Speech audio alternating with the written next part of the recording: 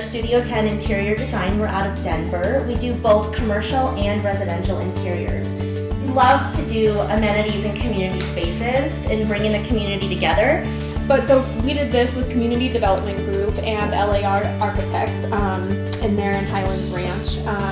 And so these were kind of our initial renderings for the space. And so when we typically go through a design, we kind of pull together concepts and what we want the space to look like.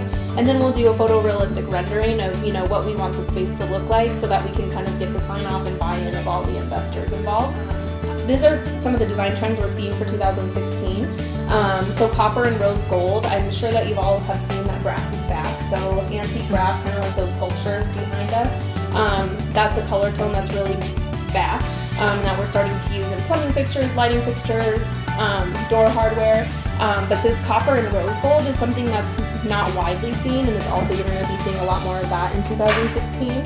Geodes and agate textures, we're seeing a ton of that. The center picture is a sconce that just recently came on the market, but you'll also see a ton of it in like bookends and artwork. We're seeing a lot of that, and then also represented in wallpaper. Another trend that's really hot right now is doing wallpaper. Watercolors, so we'll talk a little bit more about the color palettes for this year, but the color palettes for this year are really soft, subtle neutrals. This is another huge trend right now.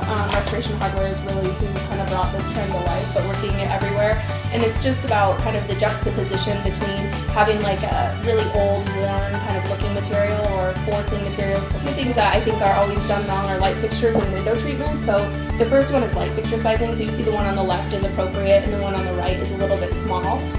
And an easy kind of rule of thumb to size the appropriate light fixture is to take the size of the room, like if it's a 10 by 10 room, so 10 plus 10 is 20, then you want about a 20-inch diameter fixture for that room. And so window treatments, this is another one. People constantly hang their window panels right above the window frame, where if you hang them at the ceiling, it just has the appearance that the room is more grand and luxurious.